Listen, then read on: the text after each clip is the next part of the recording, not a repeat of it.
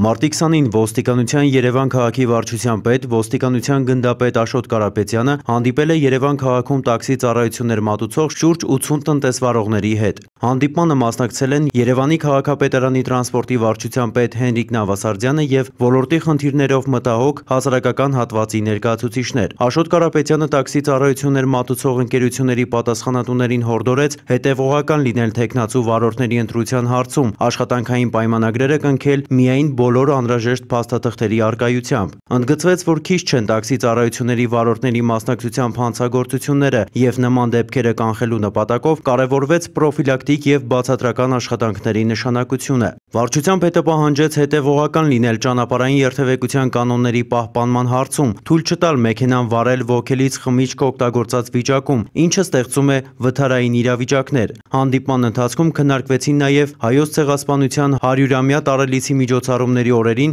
մայրաքաղաքի բնակիչներին եւ հյուրերին պատշաճ սպասարկելու խնդիրներ։ Ավարտին տնտեսվարողները ոլորտին վերաբերող մի շարք հարցերի շուրջ իրենց մտահոգություններն են հայտնել, որոնք քննարկվել են տեղում եւ դրական լուծում ստացել։ Ներկայացվող քրեական պատմությունը ավազակային հարձակում։ Հանցարարքի քրեական պատասխանատվությունը նախատեսվում է քրեական օրենսգրքի 175-րդ հոդվածով։ Դեպքի վայրը Շենգավիթի վարչատարածք, Բագրատունյաց փողոց։ Հանցագործությունը բացահայտվեց ոստիկանական կարգախմբի գիշերային ծառայության արդյունքում, կատարվելուց րոպեներ անց, ժամը 03:30-ի սահմաններում։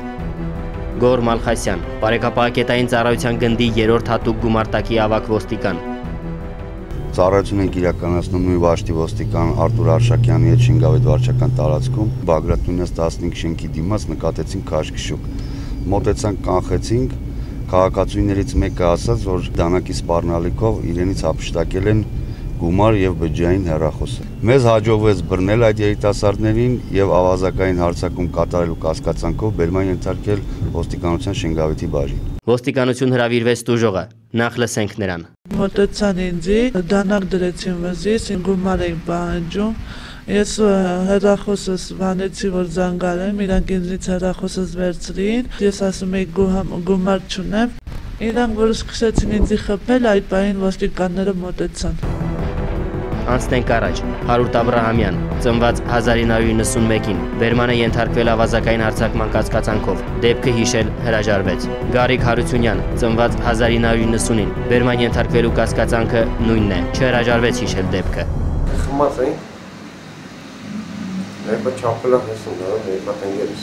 Դանակն արգրավել եւ փաթեթավորվել է, նշանակվել են փորձաքննություններ։ Ավազակային հարձակման փաստով հարուցված քրեական գործի շրջանակներում Գարիկ Հարությունյանն ու Հարութ Աբրահամյանը ձերբակալվել են։ Քննությունը շարունակվում է։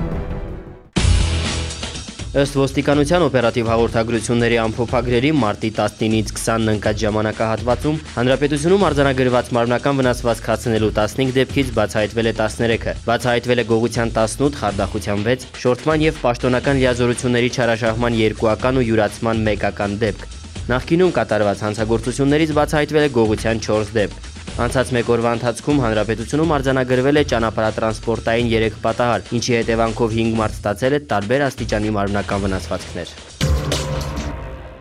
Մարտի 17-ին Տաշիր քաղաքի Գետապնյա փողոցի մի բնակիչ ժամը 14-ի սահմաններում զանգահարեց ոստիկանություն եւ հայտնեց, որ փողոցի առանձնատներից մեկի դարպասների վրայով ինչ-որ մեկը մտավ բակ։ Ոստիկանության Տաշիրի բաժնի ծառայողներին արագ արձագանքման արդյունքում հաջողվեց առանձնատնից գողություն կատարելու կասկածանքով բերման ենթարկել Վանաձորի բնակիչ 28-ամյա Արտաշես Ավետիքյանին եւ ոչ միայն նրան։ Տեղում ձեռնարկված միջոցառումներով կասկածանքով բերման ենթարկվեցին նաեւ Երևանի բնակիչ 28-ամյա Գարուշ Ավակյանը, որը Արտաշեսին սպասում էր մեքենայի մեջ եւ 25-ամյա Գուրգեն Պետրոսյանին, որը հսկում էր տարածքը։ Դեպքի առթիվ քրեական գործ է հարուցվել։ Արտաշես Ավետիքյանը, Գարուշ Ավակյանն ու Գուրգեն Պետրոսյանը ձերբակալված են։ Քննությունը շարունակվում է։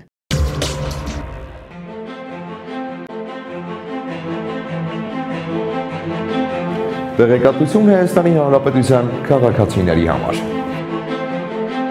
Որ դեպքում է Հայաստանի Հանրապետության քաղաքացիությունը դադարեցնելու դիմումը մերժվում։ Հայաստանի Հանրապետության քաղաքացիությունից դուրս գալու մասին քաղաքացու դիմումը մերժվում է, եթե նրա նկատմամբ հարուցված է քրեական հետապնդում, նրա նկատմամբ կա դատարանի օրինական ուժի մեջ մտած եւ կատարման ենթակա դատավճիռ կամ վճիռ։ Նաև եթե նա ունի պետության հանդեպ չկատարված պարտավորություններ կամ մինչև Հայաստանի Հանրապետության նախագահի կողմից հրամանագրի ստորագրումը չի ներկայացրել այլ պետության քաղաքացիությունը հավաստող փաստաթուղթ կամ այլ պետության քաղաքացիություն ստանալու հնարավորության վերաբերյալ գրավոր հավաստում։